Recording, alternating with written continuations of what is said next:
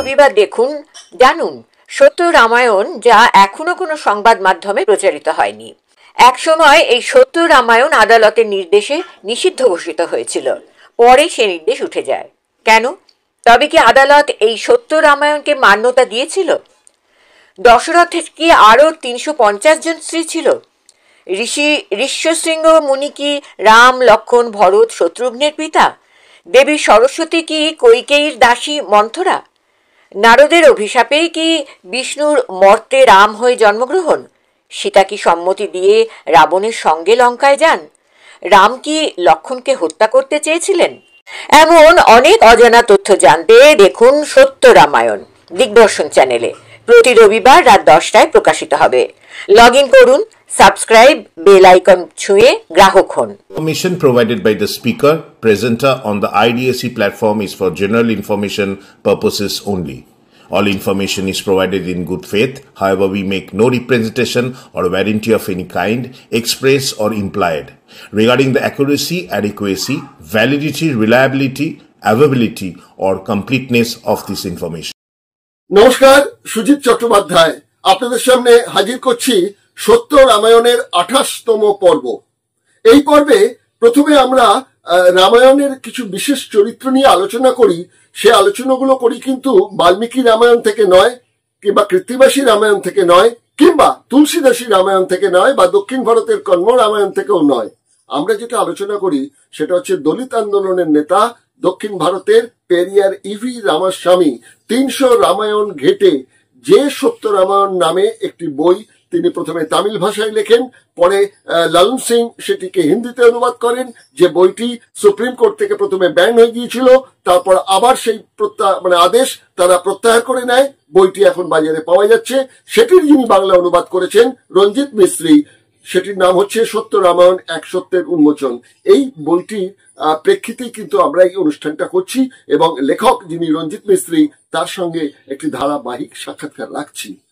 এই মুহূর্তে এবারকার পর্বে আমরা যেটা আলোচনা করতে চাইছি সেটা হচ্ছে যে রামায়ণের বক্তব্যের মধ্যে, বাল্মীকি রামায়ণের মধ্যেই আমি বলছি, যেটা পরে ইভি পেরিয়ার রামাস্বামী লিখেছেন, সেটা হচ্ছে রাম ছিলেন মদ্যপ এবং শুধু একা নন, তার স্ত্রীকেও তিনি অভ্যস্ত করেছিলেন মদ্যপানে। অন্যদিকে রাবণ কিন্তু মদ্যপ ছিলেন না, তিনি মদ্যপানের বিরোধী ছিলেন। যার জন্য পেরিয়ার ইভি রামাস্বামীও কিন্তু দক্ষিণ ভারতে তামিলনাড়ুতে মদ্যপানের বিরুদ্ধে একটি আন্দোলন গড়ে তুলেছিলেন, কারণ সেখানকার মানুষ তারি খেয়ে সংসারে একটা অশান্তি ডেকে আনা হচ্ছিল। তাদের পরিবারের মেয়েদের নিয়ে আন্দোলন সংগঠিত করেছিলেন এবং গান্ধীজি যখন তামিলনাড়ুতে আসেন তাকে বলেছিলেন আপনি আমাদের সহযোগিতা করুন। গান্ধীজি সেই সহযোগিতা করেছিলেন। তো রাম যে মদ্যপ ছিলেন সে কথা তো বাল্মীকি রামায়ণ লিখেছেন। পাশাপাশি আমরা আপনাকে যেটা বলবো সেটা হচ্ছে আমার হাতে একটা বই আছে। বইটার নাম হচ্ছে মহাকাব্যের রসুই ঘরে। বইটি লিখেছেন অধ্যাপিকা গবেষিকা দীপা বন্দ্যোপাধ্যায়। তিনি তার বইয়ের 59 নম্বর পাতা, 59 নম্বর পাতায় তিনি যে প্যারাগ্রাফটা লিখেছেন, অর্থাৎ যে অধ্যায়টা লিখেছেন, অধ্যায়ের শীর্ষক হচ্ছে মহাকাব্যে মদ্যপান। সেখানে তিনি কি লিখছেন? সেখানে লিখছেন রামায়ণে বানর, রাক্ষস এবং নর এই 3 শ্রেণীর মানুষের সমাজেই মদ্যপান প্রচলিত ছিল। রামায়ণের অন্ন রস বলে বলা হয়েছে, মদ বলা হয়নি, অন্ন রস। সুতরাং এই অন্ন রস মদ ছাড়া আর কি, এটা কিন্তু লেখিকা লিখছেন। তিনি পরবর্তীকালে বলছেন যে বিভিন্ন মদ তখনকার দিনে যে ছিল সে সম্পর্কে তিনি বলছেন যে রামায়ণের উত্তরকাণ্ডে দেখা যায় শ্রীরাম তার ভার্যা সীতার হাতে তুলে দিচ্ছেন ময়ূরেয় সুরা। 45/20, 42/18 থেকে 29 সূক্তে। সীতা মাদায় হস্তেন মধু ময়ূরেয় কং সূচি পায়াম্মাস কাকুস্থ শচিমেন্দ্র যথামৃতম।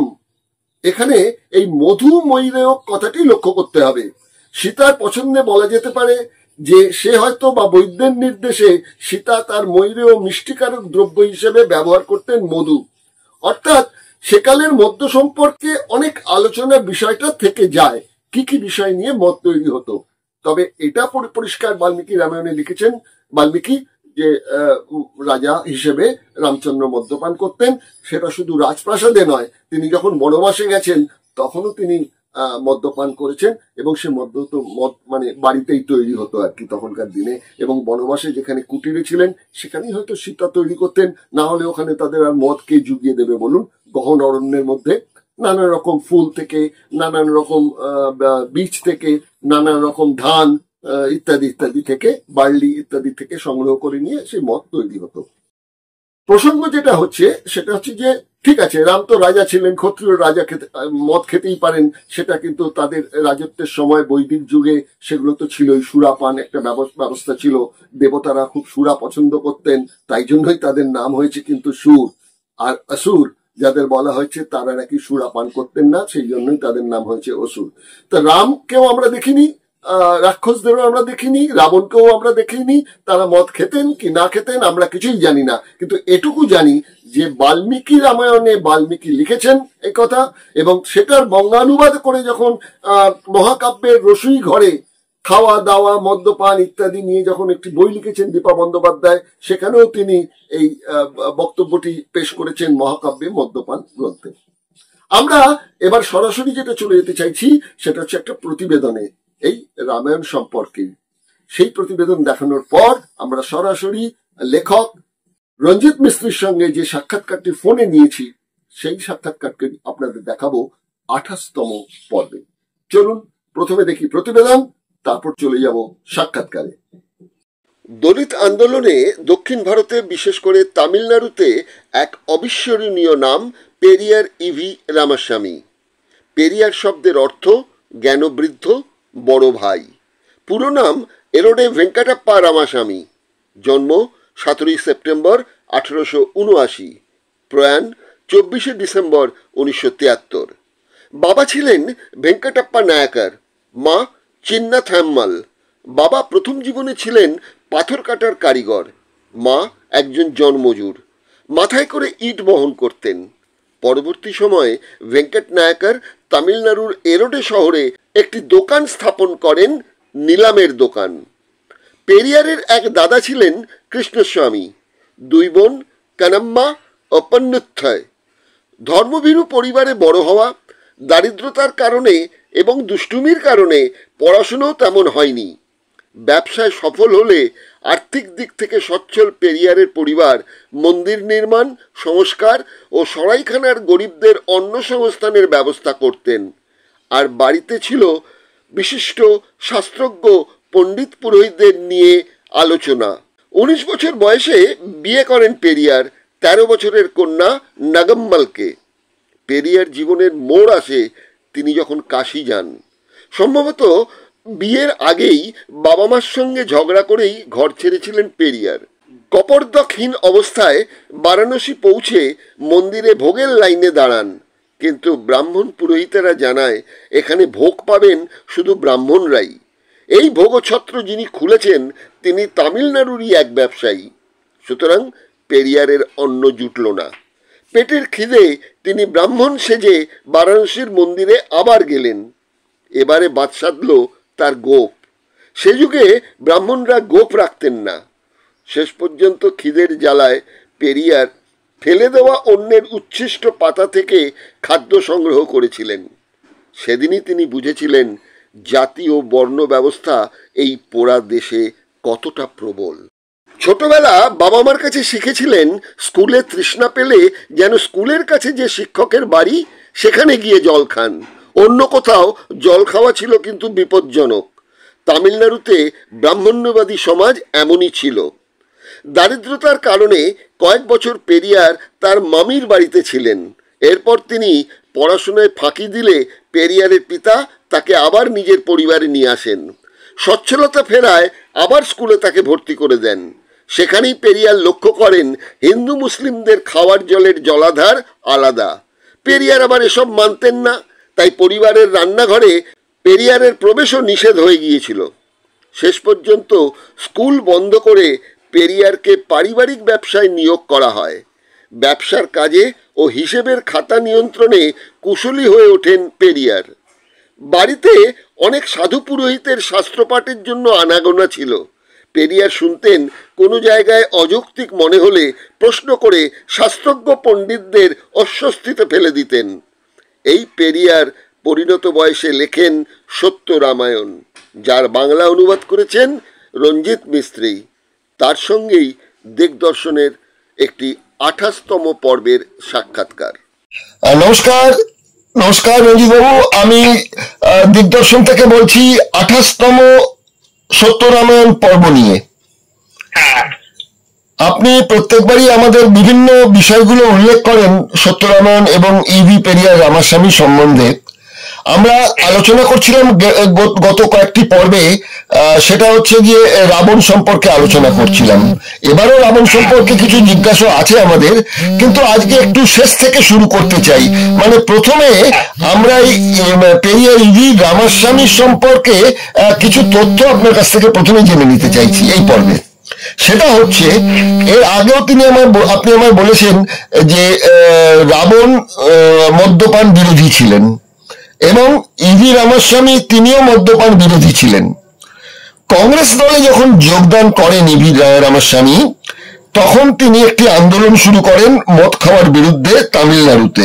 কারণ ওখানকার মানুষ এত বেশি তাড়ি খেতে শুরু করে দিয়েছিল যে সংসারে অশান্তি হয়ে যাচ্ছিল, মেয়েরা বিরোধী হয়ে পড়েছিল, বাড়ির মেয়েরা।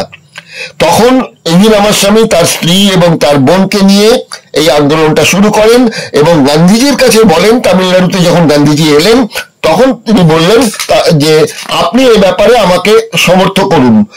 সময়টা হচ্ছে 1920 সাল। আপনি যে বইটা লিখেছেন রামায়ণ এক সত্যের উন্মোচন, এই বইয়ে 125-26 নম্বর পাতায় এই ব্যাপারে আপনি একটু বিস্তারিত লিখেছেন। যদি আপনার কথাটা আমি তুলে ধরি, আপনার ওই প্যারাগ্রাফটা, তাহলে আপনি লিখেছেন গান্ধীজির এই জরুরি পরামর্শকে তিনি তৎক্ষণাৎ স্বীকার করে নিয়েছেন ও ঘোষণা করলেন যে কংগ্রেস পার্টির কার্যকর্তাদের দেশব্যাপী তারির দোকানের সামনে বিক্ষোভ প্রদর্শন শুরু করা উচিত। ব্রিটিশ সরকারের কাছে দাবি করা উচিত যে মদ্যপান বিরোধী আইন লাগু করা হোক। গান্ধীজি মদ্যপান বিরোধ নিয়ে যে নির্দেশ দিলেন তা পালন করে পেরিয়ার তার বিশাল প্রাঙ্গণের 500টি তাল গাছ কেটে ফেললেন, যে গাছ থেকে তাড়ি তৈরি হতো। এইরূপ ঘটনা তার নিষ্ঠার এক প্রকৃষ্ট উদাহরণ, এটা আপনি শেষে মন্তব্য করেছেন। এখন পেরিয়ার ইভি রামাস্বামী একজন যুক্তিবাদী মানুষ। সেই মানুষটি যখন যুক্তিবাদী হতে হবে কাউকে, তখন তাকে বিজ্ঞান মনস্ক হতে হবে। দুটো কিন্তু পারস্পরিক একটা সম্পর্ক থেকে থাকে। সেখানে দাঁড়িয়ে উনি যে 500টা তাল গাছ কেটে ফেললেন তার বাগান থেকে, সেখানে বিজ্ঞানী বলছে যে তাল যে ফল, সেই তাল ফলেতে vitamin A, B, C, zinc, potassium, iron, calcium, antioxidant এবং অ্যান্টি ইনফ্লামেটরি উপাদান থাকে। আর যে গাছটি, সেই গাছের যে বাকল, তাতে পুরো কার্বনের স্তর থাকে, যা বজ্রপাতের যে ইলেকট্রন কণা সেটাকে শোষণ করে নেয়। যার ফলে ওই এলাকার মধ্যে যদি কোনো ঘর বাড়ি মানুষজন থাকেন, তাদেরও ওই তড়িৎ প্রবাহ থেকে বাঁচাতে পারে এই তাল গাছ। তাহলে একজন বিজ্ঞান মনস্ক ব্যক্তি ওই তাড়ি ফল থেকে, তাল থেকে তাড়ি তৈরি করে মানুষ খাচ্ছেন বলে সেই বিরোধিতা করতে গিয়ে সচেতনতা প্রচার করা দরকার বিজ্ঞানের সাহায্য নিয়ে। তা না করে 500টা গাছ কেটে দেওয়া, এটা কিভাবে আপনি যুক্তিবাদী বিজ্ঞান মনস্ক বলবেন? দেখুন, 500 তাল গাছ কেটে দেওয়াটা কোন অবস্থায় বিজ্ঞান মনস্কার পক্ষে নয়। এটা তার পেরিয়ার যদি কিছু করে থাকে, তবে সেটাকে আমি কোন সময় লেজিটিমাইজ করতে চাইছি না, না করবো। সেটা একদিকে যেমন সেটা সত্যি কথা, অন্যদিকে যখন তার উপরে বিভিন্ন ভাবে এই প্রশ্ন উঠেছে যে তুমি এই বিজনেসটা চালাচ্ছ এবং তোমার বিশাল বাগানে প্রচুর পরিমাণে তাল গাছ মদ তৈরি করছে, গাড়ি তৈরি করছে, অর্থাৎ এটা নিয়ে তোমার কি প্রতিভা। আর সেই উদ্দেশ্যে তিনি এই স্যাক্রিফাইসটা করে দেখালেন যে আমার কাছে ওই 500 তাল গাছ কোনো রাখে না, গুরুত্ব রাখে না।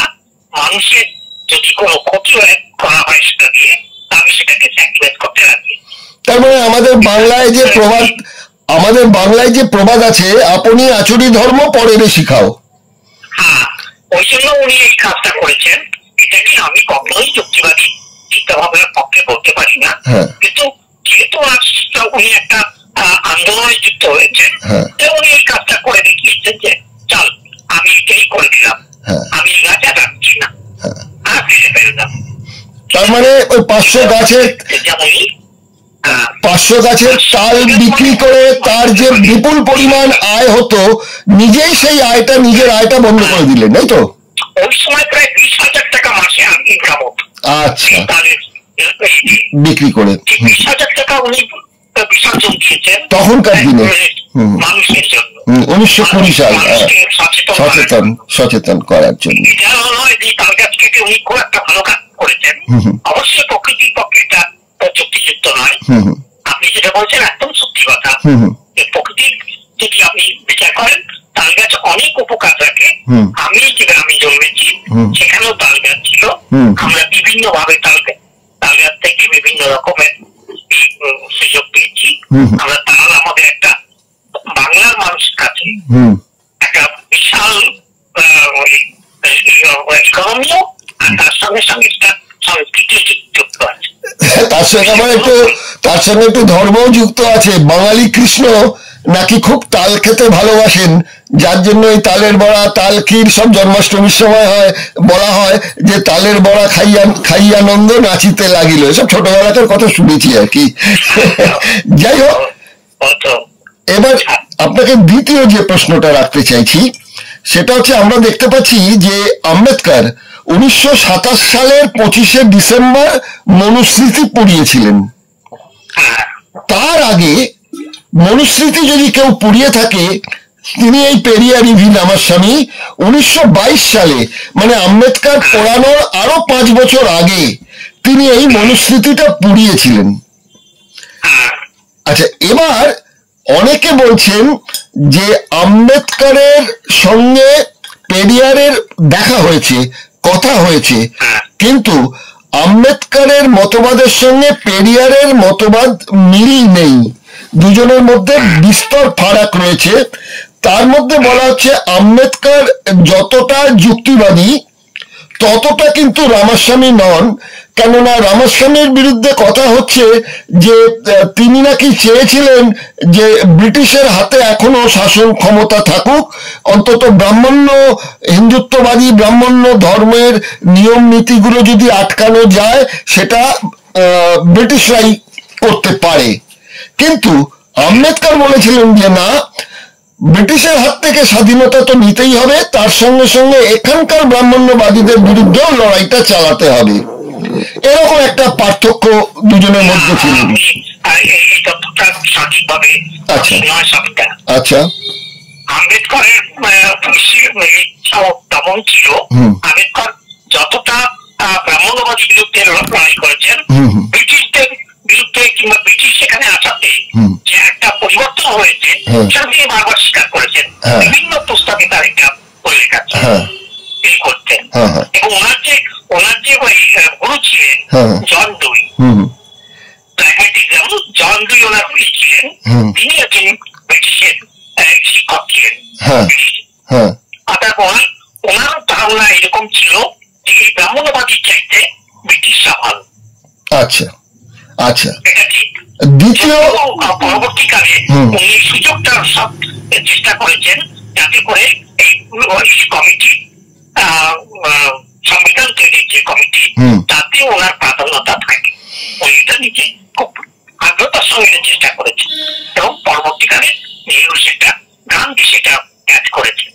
গান্ধী ক্যাচ করার পিছনে একটা বড় লজিক ছিল, সেটা হচ্ছে যে এই দেশের যে নিম্নবর্গের যে জাতি, সেই জাতিকে যদি আমাকে বোঝাতে হয়, বোকা বানাতে হয়, তবে ব্রাহ্মণ এসে আম্বেদকরের দরকার ছিল, এই জন্য উনি এটা করেছেন। আচ্ছা আচ্ছা, আমি অনেকগুলো আছে, আমি এর মধ্যে দুটি বিষয় উল্লেখ করতে চাই।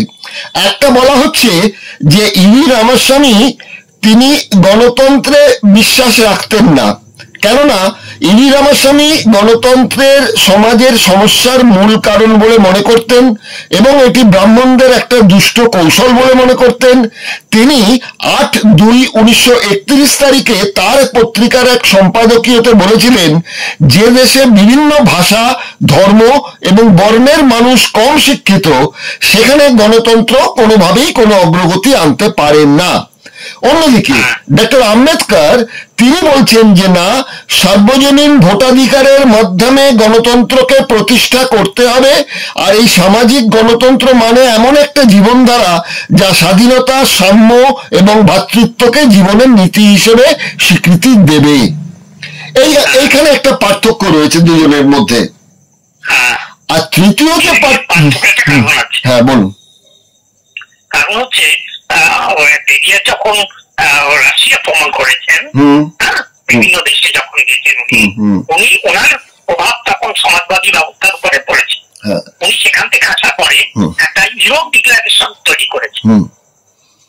ওনার মধ্যে একটা দুবিধা কাজ করেছে, ইয়া বামপন্থী আন্দোলনে মানে কমিউনিস্ট আন্দোলনে ঢুকবে, আর নতুবা আমি জাতিবাদী ব্যবস্থা নিয়ে লড়াই করবেন। সেই জন্য একটা ইউরোপ ডিক্লারেশন তৈরি করেছিলেন, যেটা সমাজবাদী রাস্তায় ভাবনা চিন্তায়। আচ্ছা, সেই জন্য উনি যেটা ভাবতেন যে এই যে গণতন্ত্র, যে ভোট ব্যবস্থা, এই ভোটটা দেয় যারা, তারা জাতিবাদী ব্যবস্থায় প্রভাবিত হয় এবং এটা প্রুফ হয়েছে। আচ্ছা, যেটা পেরিয়ার বলেছেন আজ 80 বছর এসে এটা আপনাকে মানতে হবে, যেটা প্রুফ হয়েছে যে এই যে গণতন্ত্র, এই গণতন্ত্র যে ভোটাধিকার যাদেরকে দেওয়া হয়েছে, তারা ভোট সম্পর্কে আর রাস্তা সম্পর্কে তাদের কোনো জ্ঞান, যার ফলে এর মিসইউজ হচ্ছে এবং আজও হয়ে চলেছে। এই ব্যাপারে আম্বেদকরের সঙ্গে ওনার বিরোধী মানে মতবিরোধ ছিল বলে দুজনে এক প্ল্যাটফর্মে কাজ করতে পারেনি। আপনি সেটা লক্ষ্য করে দেখুন, দুজন তো একই সময়কার একই আন্দোলনকারী, দুজনই তো জাতিবাদীর বিরুদ্ধে লড়ছেন। তবে আম্বেদকর আর পেরিয়ার একসঙ্গে কেন লড়তে পারলেন? এটাই তার কারণ। আর শেষ আপনাকে যেটা বলবো, পরবর্তীকালে 1925 সালের পরে উনি কংগ্রেসকে মনে করতেন ব্রাহ্মণবাদী একটা অংশ, খুব তীব্র ভাবে বলতেন। যখন স্বাধীনতা যখন এসেছে তখন উনি কিন্তু বারবার বলেছেন এই স্বাধীনতা আমাদের জাতির পক্ষে নয়, এই স্বাধীনতা আমাদের সমস্যার সমাধান করতে পারবে না। তৃতীয় তামিলনাড়ুকে তুমি পরবর্তীকালে তামিলনাড়ুকে আলাদা করার কথাও বলেছেন, দ্রাবিড় ভূমি আলাদা, দ্রাবিড় ভূমির কথা বলেছেন, করেছেন। তামিল উত্তর ভারতে অনেকই আছে, কিন্তু উনি কি প্রশ্ন নিয়ে করেছেন সেটা কিন্তু বলা হয় না। বলেছেন যে এই ব্রাহ্মণ্যবাদীরা ক্ষমতা পেয়েছে, অর্থাৎ তামিলনাড়ুতেও ওরা জোর করে নিজেদের সংস্কৃতি চাপাবে। তাই হচ্ছে ঠিক তাই হচ্ছে, উনি যেটা বলেছেন একদম ঠিক কথা বলেছেন, একদম। আর যে সেটা শেষটা যেটা আপনাকে বলতে চাইছি সেটা হচ্ছে সংস্কৃত ভাষা। আপনি জানেন কয়েকদিন আগে আমাদের অমিত শাহ বলেছেন, অমিত শাহ না, ভুল বললাম, ক্ষমা করবেন, অমিত শাহ নয়, মোহন ভাগবত RSS এর, তিনি বলেছেন যে সংস্কৃতটাকে ফিরিয়ে আনা হোক ভারতবর্ষের যোগাযোগকারী ভাষার মাধ্যম হিসেবে। সংস্কৃতের কথা তিনি উল্লেখ করেছেন, কিন্তু ইতিহাসে যদি আমরা দেখি তাহলে আমরা দেখতে পাচ্ছি যে ডক্টর আম্বেদকরও চেয়েছিলেন যে সংস্কৃত ভারতের জাতীয় ভাষা হোক। এটা সংস্কৃত কমিশনের যে রিপোর্ট 1956-1957 সালের পৃষ্ঠা নম্বর 200-তে তিনি পর্যবেক্ষণ করে বলেছেন, সংস্কৃত হলো মহাকাব্যের সোনালী ধন, ব্যাকরণ, রাজনীতি ও দর্শনের জন্মভূমি এবং যুক্তি, নাটক ও সমালোচনার আবাসস্থল। এটা উনি বলেছেন পৃষ্ঠা নাম্বার 200 এবং পৃষ্ঠা নাম্বার 19-এ। বইটা হচ্ছে সংস্কৃত কমিশনের একটা রিপোর্ট আর কি। অন্যদিকে আমাদের ইভি পেরিয়ার রামাস্বামী তিনি কিন্তু প্রথম থেকেই এই সংস্কৃত ভাষার বিরুদ্ধে তীব্র ঘৃণা পোষণ করেছেন। তিনি বলেছিলেন, কোথায় বলেছিলেন, তার দ্য গ্রেট ফলসহুড বিথুত লাই 31 জুলাই 2014 এই সংস্কারে তিনি লিখেছেন, আর্যরা বিভিন্ন জায়গায় যাযাবর ছিল এবং বিভিন্ন উপভাষা গ্রহণ করেছিল। আজ তারা যাকে তাদের সংস্কৃত ভাষা বলে তা আসলে বিভিন্ন যুগে বিভিন্ন জায়গায় কথিত এই উপভাষা এবং ভাষার সংমিশ্রণ।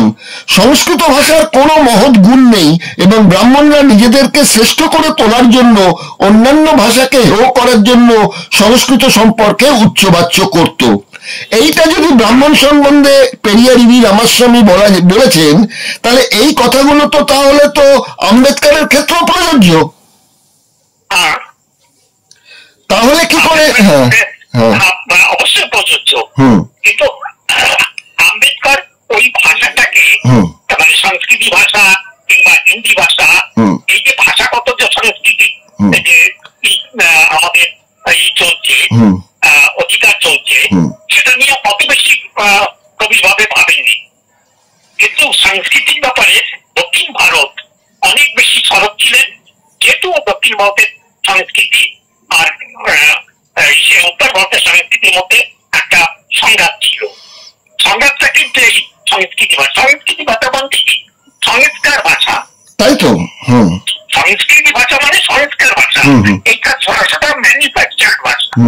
এটা কোনো ঐতিহাসিক পরম্পরায় কোনো ভাষা তৈরি আসেনি, যেটা উর্দু হয়ে এসেছে, যেটা পালি ভাষা হয়ে এসেছে এবং নৈতিক ভাষা হয়ে এসেছে, বাংলা ভাষা হয়ে এসেছে, বিবর্তনের মাধ্যম থেকে আসেনি। এটা হিন্দি ভাষাটাও 150-200 বছর আগে কলকাতায় বসে ব্রাহ্মণরা বসে সংস্কৃতি ভাষা, উর্দু ভাষা, সংস্কৃতি ভাষা আর অন্যান্য ভাষা থেকে নৈতিক ভাষা এর থেকে নিয়ে ভাষা তৈরি করেছে, দেবনাগরীতে হিন্দি ভাষা তৈরি করেছে ওই ভাটপাড়ার ব্রাহ্মণদের দিয়ে, ভাটপাড়ার ব্রাহ্মণদের দিয়ে ব্রাহ্মণদের দিয়ে আসলে করেছে কলকাতায় বসে। হ্যাঁ, কলকাতা এবং ভাটপাড়া এই ভিক্টোরিয়া কলেজে বসে ব্রিটিশরা বসে তৈরি করিয়েছে।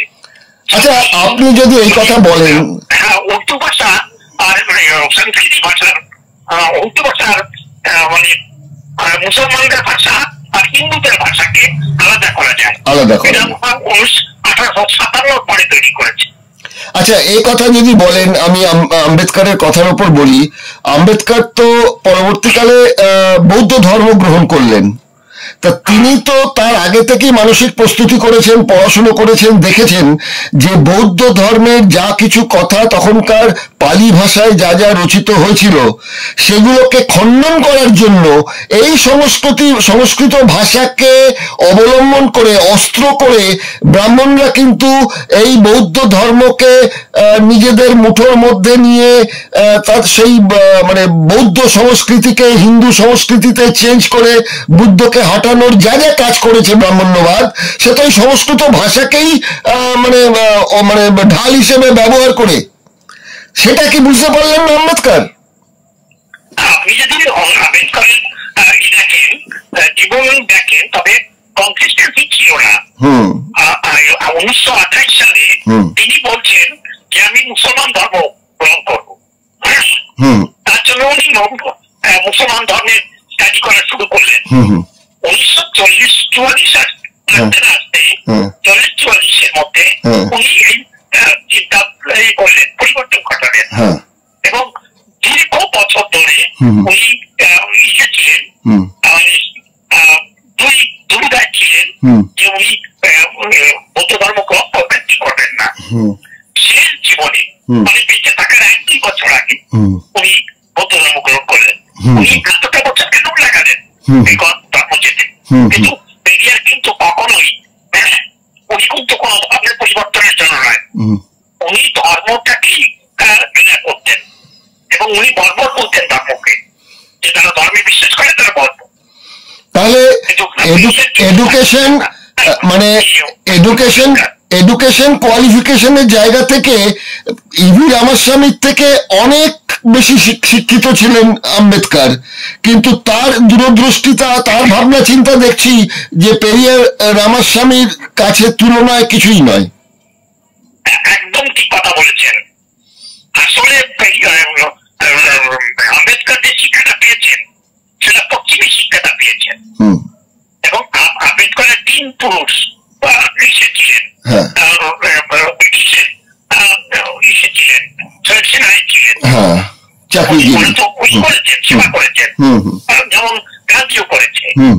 1914-15-16-তে যখন যুদ্ধ হচ্ছে, বিশ্বযুদ্ধ, তখন উনি সৈন্য জোগাড় করেছেন গান্ধী। আমাদের আম্বেদকরও দেখবেন ওনার সমস্ত ভাবনা চিন্তা, ওনার পোশাক, সবকিছু কিন্তু পশ্চিমী সভ্যতা থেকে প্রভাবিত হয়েছে, ওই সে কোনো সন্দেহ নেই। সেই হিসাবে পেরিয়ার অনেক অনেক বেশি রিভলিউশনারি। আজকে আমাদের এই পর্বে তো প্রসঙ্গটা, এই প্রসঙ্গে অনেকটা সময় চলে গেল। আমরা রামায়ণ প্রসঙ্গে এবার চলে আসি। রামায়ণের চরিত্র প্রসঙ্গে দুটো মাত্র ছোট ছোট প্রশ্ন রাখবো, সময় খুব কম। প্রথম কথা রাখবো যে বাল্মীকি রামায়ণে উল্লেখ আছে যে বালির কাছে পরাজিত হয়েছিলেন রাবণ একবার। তাহলে বালির কাছে যদি রাবণ পরাজিত হয়ে থাকেন, তাহলে রামচন্দ্র সুগ্রীবের সাহায্য চাইতে গেলেন কেন? তিনি তো এই বালি বৎসদের মধ্যে না গিয়ে বালির সাহায্য চাইলেই তো রাবণকে আবার পরাজিত করতে পারতেন। এটা একদম, আপনি এই যে প্রসঙ্গটা এনেছেন, এটা নিয়ে আপনি নিজেই আপনি করতে পারবেন, মানে ব্যাখ্যা করতে পারবেন যে উনি কোনটাকে ধরবেন আর কোনটাকে ধরবেন না, তা নিয়ে বিভিন্ন মতবিরোধ রয়েছে। উনি সবসময় চেষ্টা করেছেন যে আমি রাবণের বংশটাকে, একটা অংশকে আমি করবো, ম্যানিপুলেট করবো। উনি সেটা করেছেন। উনি বালিকে বধ করে তার ভাইকে সঙ্গে নিয়েছেন। উনি যত জায়গায় গেছেন, ওনার প্রথম জীবন থেকে শেষ পর্যন্ত সব জায়গায় তো ওনার রয়েছে, মানে মতবিরোধ রয়েছে। উনি কোনটা করতে চান, কোনটা করতে চান না, তা নিয়ে অনেক প্রশ্ন আছে। আরেকটা বোধহয় সাইকোলজিক্যালি কারণ আমরা ভেবে দেখতে পারি, সেটা হচ্ছে বালি নিঃসন্দেহে মহান শক্তিধর ছিলেন, না হলে রাবণকে হারালেন কি করে? তাহলে রামচন্দ্র বুঝলেন যে বাল্মীকি যে বালি যে তুলনায় বীর, আমি তাকে কন্ট্রোল করতে পারবো না, বরঞ্চ হ্যাঁ, তাই জন্য তাকে হত্যা করে সুগ্রীবকে আমার কন্ট্রোলে রাখতে পারবো। আজকের রাজনীতিতেও যা হয় আর কি, সেটা একটা কারণ হতে পারে। আচ্ছা, প্রকৃতির লোক ছিল, প্রত্যেকটা লোককেও নিজের সুবিধার জন্য ব্যবহার ভাই হোক কিংবা বাড়ির ভাই হোক কিংবা রাবণের ভাই, উনি যতগুলো কাজ করেছেন, সীতাকে বনবাস দেওয়া পর্যন্ত, সীতার আত্মহত্যা পর্যন্ত, উনি সবগুলো কাজ করেছেন নিজের স্বার্থে। উনি কখনোই সীতার ওখান থেকে মুক্তির জন্য কিন্তু উদ্যুক্ত করেননি। ওনার উদ্দেশ্য ছিল যে বৌদ্ধ ধর্মের যে প্রচারক আছে কিংবা রাবণের মতো মহান ব্যক্তিকে উনি শেষ করবেন, উনি তার জন্যই করেছেন। যদি আপনি বাস্তবে দেখেন, কি বলছে সেটা আলাদা কথা, সেটা অন্যভাবে বিচার করা যাবে, কিন্তু যে লিখেছেন তার উদ্দেশ্য এটা ছিল যে রাবণকে হত্যা করার জন্য এবং রাবণের সংস্কৃতিটাকে শেষ করার জন্য যে কোনো উপায়, ছলে বলে কলে কৌশলে এটা করতে হবে, সেটা করেছেন। এবার আপনাকে শেষ প্রশ্ন আমি রাখছি, সেটা ছোট্ট করে একটু উত্তর দেবেন। সেটা হচ্ছে গিয়ে, আমরা দেখতে পাচ্ছি যে রাবণ নামটা নিয়ে রামায়ণে যা লেখা আছে, সেটা হচ্ছে তিনি শিব ভক্ত ছিলেন। শিব রাবণের মানে কত শক্তিধর তার ক্ষমতা যাচাই করে দেখবার জন্য তিনি একবার তার পদভার দিয়ে রাবণের দুটো আঙুল চেপে রেখেছিলেন। রাবণ তখন খুব পরিত্রাহী চিৎকার করেছিলেন। তখন এই রাবণ নামটি শিব নাকি দেন, এটা বলা আছে রামায়ণে। কিন্তু এই আমাদের নৃসিংহপ্রসাদ ভাদুড়ী তার একটি জায়গায় তিনি লিখছেন যে প্রাচ্যবিদ্যা বিশারদ ওয়াল্টার কারেন তিনি 1930 সালে রাবণ সংক্রান্ত কিছু গবেষণা করে দেখেছেন যে রাবণ শব্দটা হচ্ছে আদিবাসীদের ওরাও সম্প্রদায়ের একটি ভাষা, আর এই রাবণ শব্দের অর্থ ওরাও ভাষাতে সেটা হচ্ছে বিশালাকায় শকুন, মানে বড় আকৃতির একটি শকুন। তো ওরাও সম্প্রদায় এই রাবণ যে একটি বিশাল আকৃতির শকুন বলল, তা সেখানে এই রাবণ নামটা রাখার পেছনে কি রাবণের সঙ্গে শকুনের তুলনা করা হয়েছিল? এরকমই একটা তুলনা করা হয়েছে, যে যেমন 10 মাথা কিংবা ওকে কখনো শকুনের সঙ্গে তুলনা করা, এগুলো মানে আপনি বলতে পারেন এগুলো মাইথোলজিক্যাল। কিন্তু এটা তো ব্রাহ্মণরা করেনি, এটা তো ওরাও সম্প্রদায়ের কথা বলছি। যেমন বানর একটা জাতি, তেমন শকুন একটা জাতি। তো সেই সময় এই ধরনের পশু পাখি, জন্তু জানোয়ার, এদের উপনামে জাতিগুলো ছিল। তার মানে এটাকে আপনি ওই টোটেম বিশ্বাস যেটাকে বলি আমরা, থেকে আপনি নিতে পারেন। হ্যাঁ, ঠিক ঠিক। যেমন ধরুন আমার গোত্র হচ্ছে কাশ্যপ গোত্র, আমাদের সিম্বল নাকি কচ্ছপ। আমাদের সিম্বল। সমস্ত যত আপনি দেখুন অবতার গুলো কি, সেগুলো এক একটা পশুর অবতার। তারপরে কুকুর অবতার, কি অবতার, কচ্ছপ, মাছ, মাছের অবতার, এগুলো কি? ঠিক আছে, বিপর্জন করা হয়েছে। রঞ্জিত বাবু, আজকের সময়সীমা শেষ, এখানেই শেষ করছি।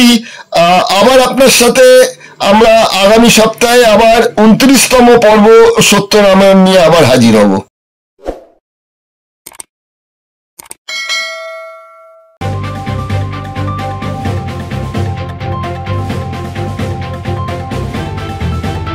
রংহীন সংবাদ আর অজানা তথ্যের জন্য দেখুন দিগদর্শন, 10-এর পাশে, দেশের সাথে।